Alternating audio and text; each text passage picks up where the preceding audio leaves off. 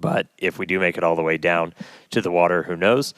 But the goal of this part of the flight is to learn as much as we can about the ship's heat shield. A fully reusable, rapidly reusable heat shield for a spacecraft has never been done before. It's one of kind of the hardest engineering challenges still out there for us.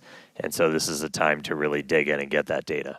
Yeah, absolutely. And re-entry is a critical phase of flight, so we'll need information on how the ship's system end up performing.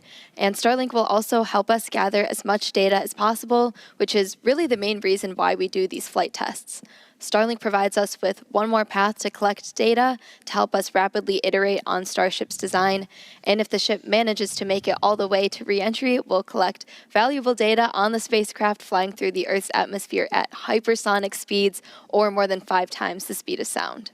Yeah, throughout history, a lot of times this is when you go into just a complete data and insight blackout, where that plasma sheath builds up around the outside of the spacecraft that blocks all of your signals that are trying to fight through to talk to either satellites out in space or towers down on the ground. Starship's big size kind of gives us awake, but what really helps us punch through is the fact that we're using Starlink. We're operating at just a much higher frequency. That's not what we want to see. So we just saw some of the aft skirt just take a hit. So we've got some visible damage on the aft skirt. We're continue to re-enter though. And again, we are intentionally stressing the ship as we go through this. So it is not guaranteed to be a smooth ride down to the Indian Ocean. We've removed a bunch of tiles in kind of critical places across the vehicle. So seeing stuff like that is still valuable to us. We are trying to kind of push this vehicle to the limits to learn what its limits are as we design our next version of Starship. So 47 minutes, 45 seconds into the flight, excitement ticking up a little bit on re-entry already, but the light show is continuing. This re-entry is going to take about 20 minutes or so until our planned splashdown. We were trying to splash down about 1 hour and 6 minutes into the flight. Yeah, and one day Starship is designed to land on Mars, where there are obviously no runways or other humans to help us out. So we are doing propulsive landing instead of more traditional means such as parachutes. And propulsive landing enables us to have more rapid reusability with these vehicles. Yeah, the ship itself, it's a little over 50 meters tall. We've got those 6 engines on board, the 3 vacuum, the 3 sea level, and they're down in that aft skirt region, which flaps have control. All right, so at this point, the flaps have control. That means we're getting into a dense enough part of the atmosphere that the flaps can start controlling us. We're not only reliant on those kind of reaction control system thrusters. We're going to continue hearing some callouts as the ship makes its way back to Earth. So when we hear entry max heating and entry max Q, that will mean the ship has made it through the maximum heating and aerodynamic loads it will experience as it returns. So if it makes it through those, we can say we're doing pretty well.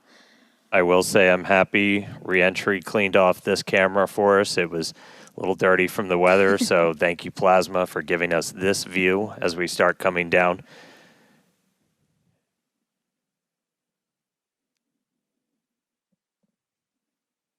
The hit we saw to the skirt, definitely interesting. I will note, when we started doing these missing tile tests, we were intentionally removing them only in the skirt, as that's, that's not over your fuel tanks or anything else that's kind of structurally critical for keeping the entire vehicle together. That obviously exposes your engines, so that could do some things for our landing burn, but for now, we are obviously continuing with this re-entry. We are committed. Indian Ocean, here we come.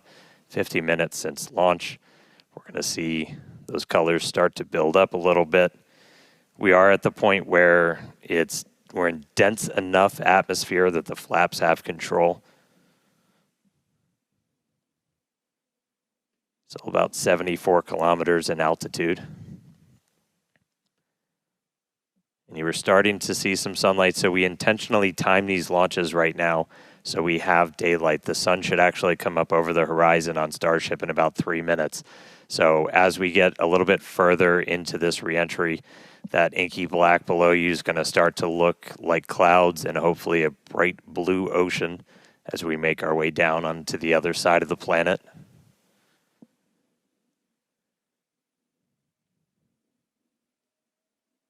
We've got these cameras. These cameras are really cool. We added these several flights ago, looking directly at the flaps as not just the heat shield, but these flaps, how they're able to control the vehicle, withstand that reentry, the seal locations, so kind of where they connect to the ship itself are some of the most critical. We will do missing tiles on those where, again, we're trying to, we're kind of being mean to this Starship a little bit. We're really trying to put it through the paces and kind of poke on what some of its weak points are. I mean, we even have missing tiles over some of those fuel tank sections of the ship itself. And so we're really trying to see what are our limits. We're doing this over a completely empty area over the Earth.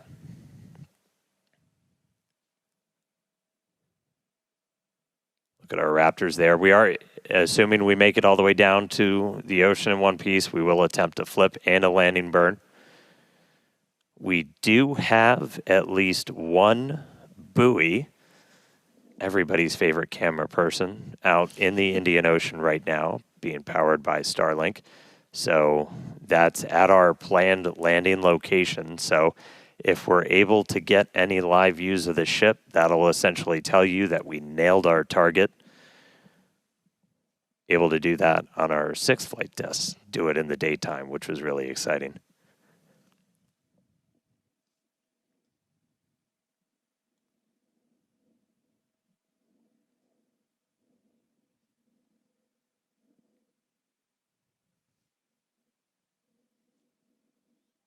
All right, so we're about 10 minutes until we're probably going to start hearing some of the other big milestones coming up. Yep, in about 10 minutes, like Dan said, Starship will be transonic. This is going to be the period of flight where the velocities of airflow surrounding and flowing past the vehicle are concurrently below, at, and above the speed of sound, so somewhere in the range of Mach 0.8 to 1.2. For reference, commercial jets have a range of cruising speeds, but most of them fly at speeds between Mach 0.74 and Mach 0.85, so that's 480 to 575 miles per hour or 770 to 930 kilometers per hour. And after transonic comes subsonic. That just means you're slower than the speed of sound. We're still well in excess of that right now. But by the time we hit subsonic, we're essentially belly flopping down. There we go. There's that sunlight. So we're seeing the Earth now come back into view. One of the other things we're doing during this, and you're going to see Starship kind of pitch in some pretty, not extreme ways, but a little extreme, as we're trying to really stress the structure of it, of the ship itself, specifically those aft flaps, so the ones in the very bottom of the vehicle. We're pushing not just how well does the heat shield hold up, but how well does the ship structure hold up. We are pushing it beyond essentially what we think we'll have to fly at to do something like a return to launch site. So again, may not be a very smooth ride downhill, but we're doing that by design. We're really trying to find what are the edges that we can operate at, build up a good data set. But sun is up, clouds and water down below us. We are just about 10 minutes away, a little less than 10 minutes now, until we start hitting transonic and then subsonic. Once we hit subsonic, we're basically just belly flopping.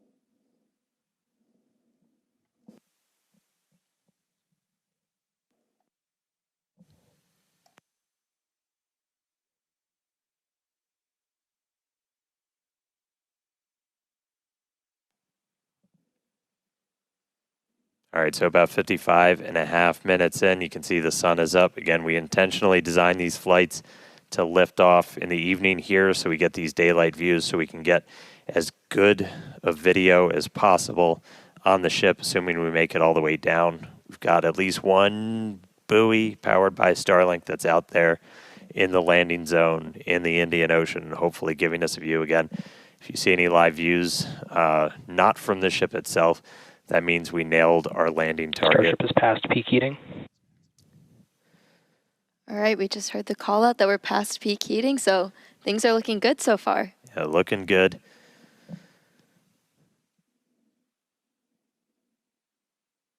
And at this point, again, the flaps are controlling. So this movement you're seeing is that forward flap moving to try and just maintain control, maintain attitude of the vehicle as we're coming down.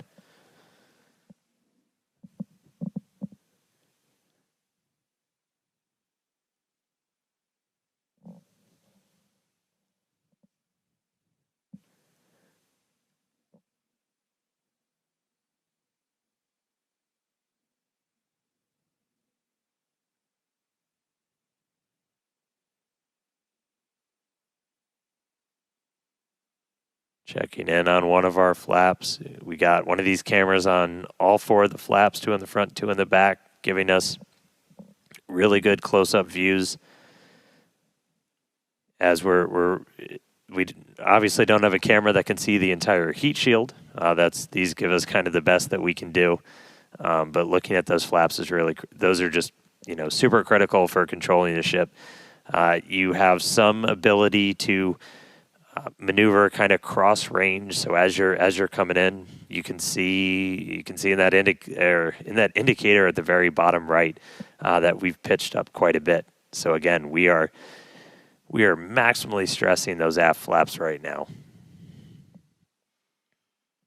Looks like we got a little bit of burn through the very bottom part of it. Everything's still looking good. Ship maintaining control.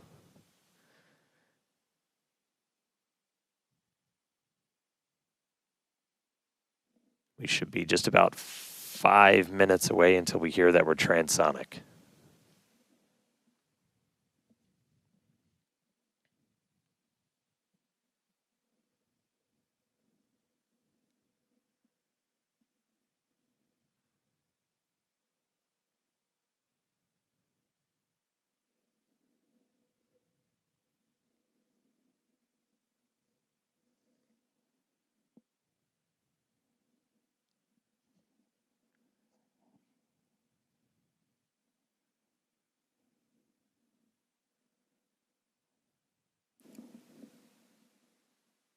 Still a little bit toasty on the aft skirt of the vehicle as we continue coming in.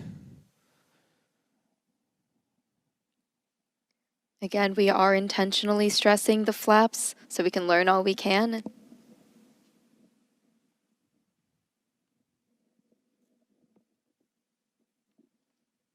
All right, so now we're already well past peak heating.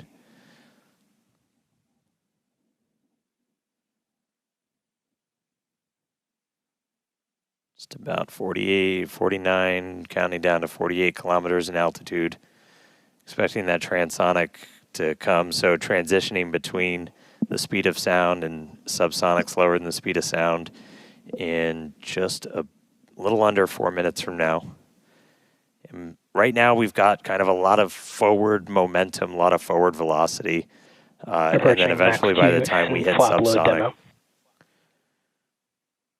All right, here we go. So this is what we've been talking about, where we are going to essentially try to fully deploy those aft flaps and really stress them out. So again, this is meant to test the extremes for the vehicle.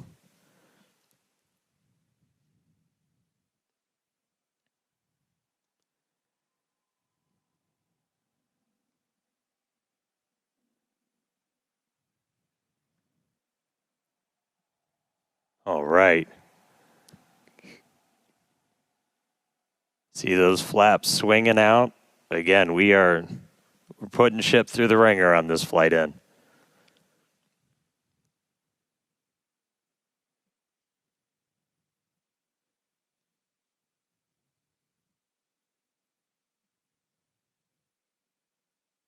It's like we're still maintaining control.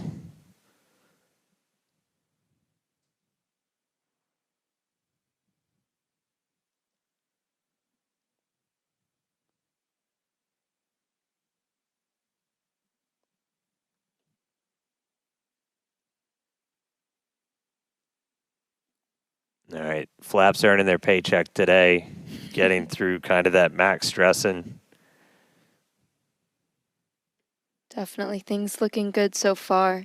We're about 2 minutes out now from Starship becoming transonic. One cool thing to note as we get some of those views showing kind of the whole length of the ship, one of the changes we made after Flight 6 was to change the tile line a little bit. So we had kind of scaled back the number of tiles significantly, as when we go to catch these ships, you don't want to, I think as Elon said, you don't want to shuck the ship as you catch it and knock all those tiles off. So we knew we were going to have to kind of peel back that layer a little bit. And the first time we did it was on Flight 6, and we saw kind of wrinkling and dimples almost in the ship as we were creating these hot spots in the uneven parts of the heat shield.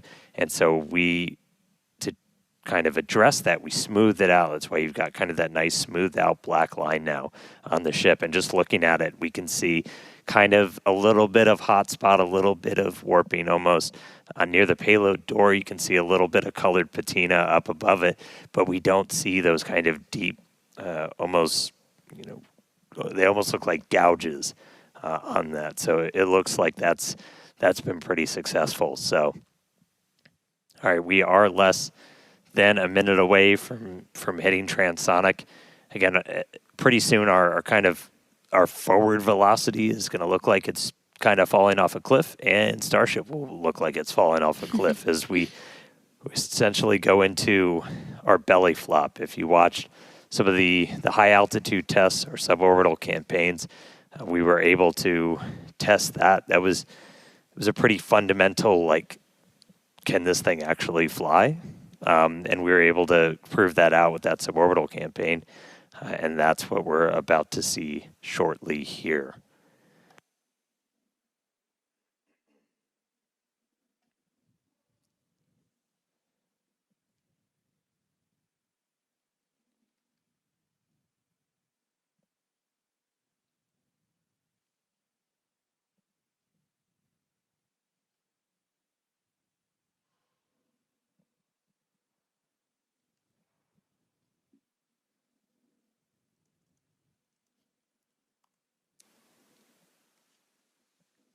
All right, so at this point, we've dropped below the speed of sound, so Starship itself is subsonic. We are starting to chill the engines for a landing burn attempt. Landing flip supposed to start in a little over 2 minutes. Subsonic Indian Ocean, we're on our way. Starship is subsonic. There we go.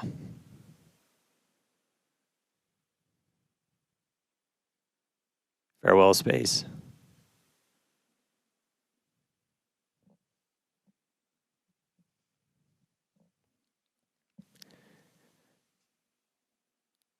All right, so coming up in just a little under 2 minutes, so we're going to do the flip and the burn. So we're only using those 3 center Raptor engines, the sea levels, the ones that can kind of gimbal, that can move around and steer. Dipping the nose down a little bit.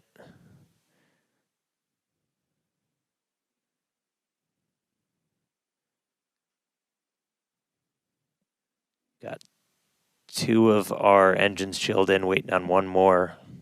So again, we'll attempt to use 3 burns for that initial flip. We eventually go down to just 2 Raptors for the end of the landing burn.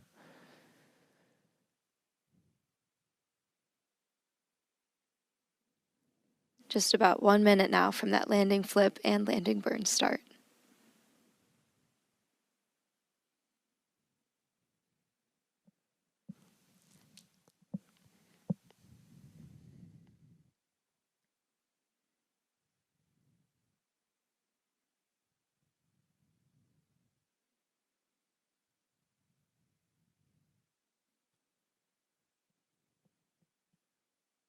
Structurally, we're looking good. Got good pressures in our nose cone for everything.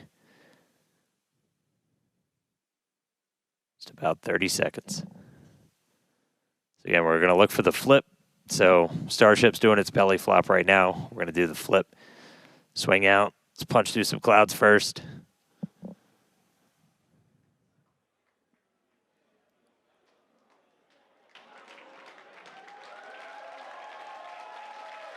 Here we go. Starship, landing burn, start up.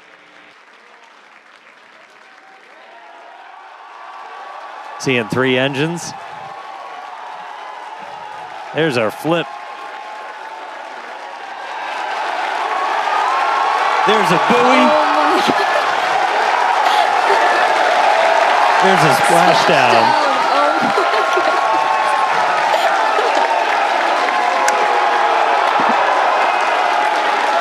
Hey.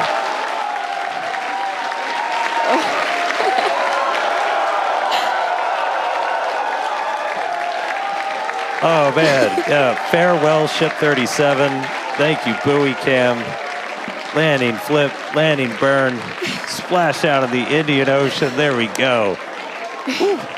All right. That was pretty awesome. Incredible This is flight cool, right? today for both ship and booster.